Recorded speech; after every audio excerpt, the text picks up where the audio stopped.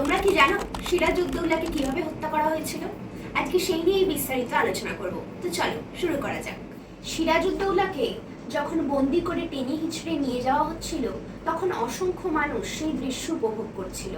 শুধু তাই নয়, ছুরিকাঘাত করার আগে যখন সিরাজউদ্দৌলাকে কাঁটার সিংহাসনে বসিয়ে ছেঁড়া জুতো দিয়ে পিটিয়ে অপমান করা হচ্ছিল, তখন হাজার হাজার মানুষ সেই দৃশ্য দেখে এবং সেই তামাশা দেখে আনন্দ উপভোগ করছিল। একটা মজার তথ্য দিই।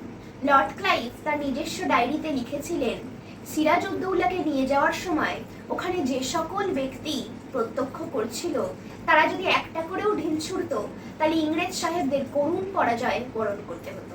আরও চমকপ্রদ তথ্য হচ্ছে 10,000 অশ্বরোহী, 30,000 পদাতিক এবং অসংখ্য কামান ও গোলাবারুদ সহ সিরাজউদ্দৌলা পলাশির ময়দানে নেমেছিলেন।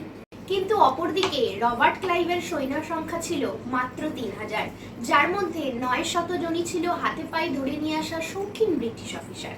তাদের মধ্যে কিন্তু অনেকেই তলোয়ারের সুপ্রশিক্ষণটাও জানতো না, তারা আগে কোনোদিনও যুদ্ধও করেনি। এত কিছু জেনেও রবার্ট ক্লাইভ যুদ্ধে নেমেছিলেন এবং জিতবে জেনেই কিন্তু তিনি নেমেছিলেন, কারণ তিনি ভালো করেই জানতেন এরকম হীনমন্য ব্যক্তি স্বার্থলোভী দ্বিধাগ্রস্ত জাতিকে পরাজিত করতে খুব বেশি আয়োজনের প্রয়োজন হয় না। যাদেরকে সামান্য দাবার চালেই মাত করা যায়, তাদের জন্য হাজার হাজার সৈন্যের জীবনের ঝুঁকি কেন নেবেন তিনি? মির্জাফর যখন রবার্ট ক্লাইভকে যুদ্ধে সাহায্য করেন, তখন রবার্ট ক্লাইভ ভেবেই নিয়েছিল সিরাজকে পরাজিত করার পর মির্জাফরেরও তাদের নবাবের মতো সেই একই পরিণতি হবে। রবার্ট ক্লাইভ মির্জাফরের বেইমানির উপর ভরসা করে কিন্তু যুদ্ধ করতে আসেননি। তিনি যুদ্ধ করতে এসেছিলেন বাঙালির মানসিকতার ভবিষ্যৎ আন্দাজ করে, কারণ তিনি জানতেন যুদ্ধ শেষে যখন সিরাজউদ্দৌলাকে জনসমক্ষে হেনস্থা করা হবে, তখন কিন্তু এই জাতি দাঁত বার করবে বা হাঁ করে চেয়ে চেয়ে দেখবে। তাই বিনা দ্বিধায় বলাই যায়, বাঙালি জাতির মানসিকতা সবচেয়ে নিখুঁতভাবে মাপতে পারা ইতিহাসের প্রথম ব্যক্তিটি কিন্তু ছিলেন রবার্ট ক্লাইভ।